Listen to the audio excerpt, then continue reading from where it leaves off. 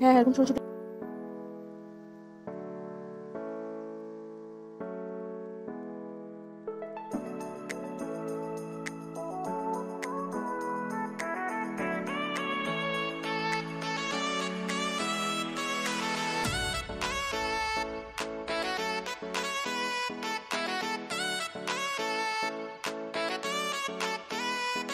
Good evening বন্ধুরা, কেমন আছো সবাই? নিশ্চয়ই খুব ভালো আছো, আমিও ভালো আছি এবং ঠান্ডাতে খুব মজাসে আছি। আমাদের এখানে তো খুব ঠান্ডা।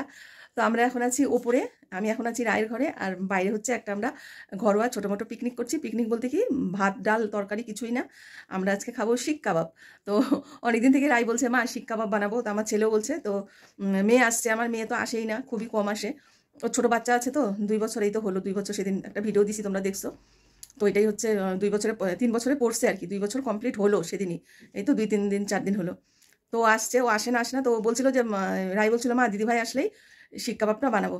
তো ছেলে সকালবেলা মাংসটা এনে দিছে, চিকেন। তো আমি তো চিকেন খাই না, তো দেখি শিক কাবাব একটু একটু মুখে দিয়ে দেখবো কেমন লাগে। তো আমরা এটারই এখন জোগাড় করছি। রাই তো দুপুরের দিকে ওইটাকে ম্যারিনেট করে রেখে দিছে কী কী দিতে লাগে।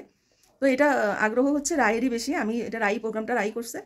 তো জামাই কখন আসবে জানি না, জামাই বাইরে গেছে একটু। তো যাই হোক, আমরা এখন রেডি করতেছি আর আগুন ধরাইছি, তো আগুনটা জ্বলতেছে। তো চলো তোমাদের সাথে শেয়ার করি। আমি একবার ভিডিওটা আরেকবার বানাইছিলাম জানো তো, তো নিচে আমাদের মানে হনুমান চালিশা চলছে, তো তো ওইটাই সাউন্ডটা চলে আসছিল, তাই আমি ভয়েসটা আবার দিলাম। মানে কথাটা আমি মানে শুরুটা আমি আবার করলাম, ওইটাই সে করে দিয়ে। তো বন্ধুরা, আমার ভিডিওটি দেখার সময় তোমরা একটা লাইক করে দিও প্লিজ। আর লাইক করলে জানো তো ভিডিও বানানোর আগ্রহটা অনেক বেড়ে যায়। তো তোমরা সবাই লাইক করো আর কমেন্ট করো, তোমাদের মিষ্টি মিষ্টি কমেন্ট পড়তে আমার খুব ভালো লাগে। আর নতুন বন্ধুরা আমার চ্যানেলে চলে এসো, তোমাদের অনেক অনেক ভালোবাসা। আর চলো আজকে তাহলে শেয়ার করি তোমাদের সাথে আমরা কি করি আর কিভাবে করি। তো এমনি কাঠ কয়লা যেটা, সেটা আর কোথায় পাবো, ওটা তো আমরা পারি না কিভাবে করতে হয়। তো দেখো আমাদের এই যে চুলাটা আমি ধরায় দিলাম। আর এখানে আমার অনেক লাকড়ি আছে, আমার আগের টিনের ঘর ছিল তো নিচে, তো ওগুলা ভাঙছে, তো ভাঙে অনেক কাঠ বাড়াইছে, তো ওগুলাই ছিল ছাদের মধ্যে। তো ওগুলো আমি একটু ছোটো ছোটো টুকরা করে নিলাম। এই যে দেখো আমার নাতিন আর আমার মা আসতেছে উপরে, আমার মেয়ে আসছে অনেক দিন পর, মেয়ে তো আসেই না। আর এই যে দেখো নাতিন আসছে, আমার যে কি আনন্দ, ওকে নিয়ে আছি সারাদিন, ওকে নিয়ে থাকি একদম।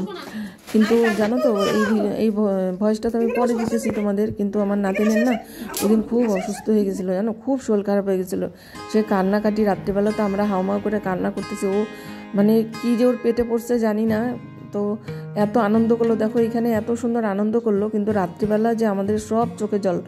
ও এত বমি করলো, এত বমি করলো, আর এত কান্নাকাটি করলো, মানে রাত্রে ওদের বাড়িতে নিয়ে যাইতে বাধ্য। তারপরে আমার মানে রায় আর আমার ছেলে সেই হাসপাতালে দৌড়ায় গেছে, ওইখানে সব ডাক্তারখানা বন্ধ, ওষুধের দোকান বন্ধ। সেই রায় হাসপাতাল থেকে কিভাবে সেই ওষুধ ঢুকে গিয়ে ওষুধ নিয়ে আসছে, মানে খুব খারাপ অবস্থা গেছে রাত্রিবেলা। আর আমাদের মন খুব খারাপ ছিল। এই সন্ধ্যাবেলার দিকে আমরা এত আনন্দ করলাম, আর রাত্রিবেলা আমাদের কিন্তু কান্নাকাটি করতে হয়েছে। এই যে বাচ্চাদের খুব দেখে শুনে রাখতে লাগে, কী যে ওর পেটের মধ্যে পড়ছে যায় না। কিন্তু আমরা শিক কাবাব বানাইছি, ওকে তো ওগুলো দেওয়া হয়নি। ও যে কী খাইছে ও পেটের মধ্যে, আমি শুনছিলাম যে দিনের বেলা একটুখানি আপেল খাইছিল, মানে এমনি আপেল, পূজার আপেল ছিল তো একটুখানি খাইছিল। এখন আপেল খায় কি এরকম হয়েছে জানি না। তো যাই হোক, তো পরেও ঠিক হয়ে গেছে, 2-3 দিন 4 দিন পরেও ঠিক হয়ে গেছে। আর এই দেখো এখানে উনানটা আমি ধরাই নিয়ে একটু কয়লা বানাবো। আর সত্যি কথা বলতে কি জানো তো, এইটা আমি জীবনে বানাই নাই। এবার রাই এটা উৎসাহিত করছে, রাই যে দিদিভাই আসলে আমরা শিক কাবাব খাবো। আমি তো এমনি মাংস খাই না, আমি এই যে ঝোল ঠোল, মানে মাংসের মধ্যে ঝোল হলে না আমি খাইতে পারি না। তাও বলছি যেখানে বানাচ্ছি যখন, তাহলে একটা টুকরা মুখের মধ্যে দিব, দেখি কেমন লাগে। তবে তোমাদের বলি ভালোই লাগছিল। আমাদের সোনা দেখো কত আনন্দ করতেছে, একলা একলা নাচানাচি কি সুন্দর করে নাচে জানো।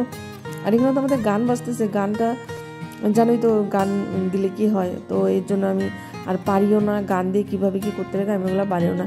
আর আমরা এই ঘরের কয়েকজন মিলে আনন্দ করছিলাম। পরে আমার যা আসছিল, আর আমার মেয়েও তো মাংস খায় না, কিন্তু এই শিক কাবাব করার পর না আমার মেয়ে একটু খাইছে। আর অনেক টাইম লাগে, এই চুলাটা না ঠিক হয় না আসলে মনে হয়। এগুলো বানাইতে গেলে একটু বড় কিছুতে মানে সেটা বানাইতে লাগে আর কি, কয়লাটা তৈরি করতে লাগে।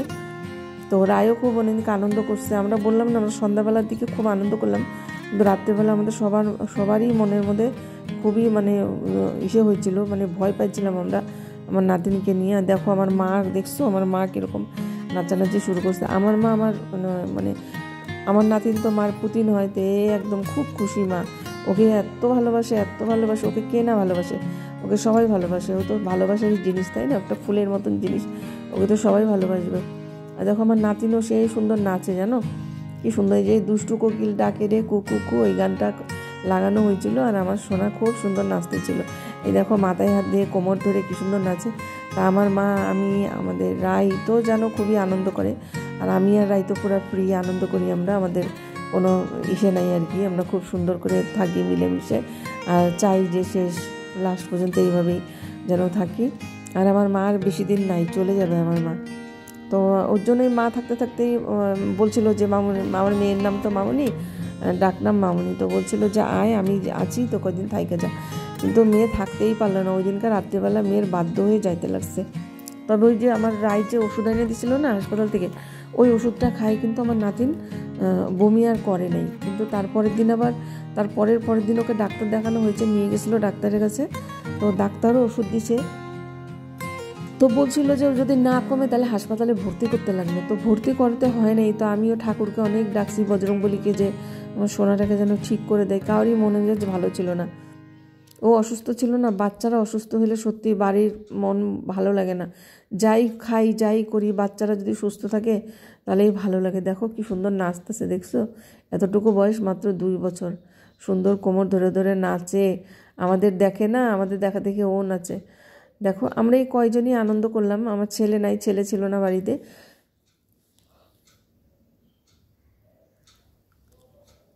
বন্ধুরা ভিডিওটি ভালো লাগলে তোমরা লাইক কমেন্ট করে দিও, আর শুরুতে বন্ধুরা ভিডিওটি দেখার শুরুতে একটা লাইক করে দিও প্লিজ, একটা লাইক দিয়ে তারপর তোমরা ভিডিওটি দেখো।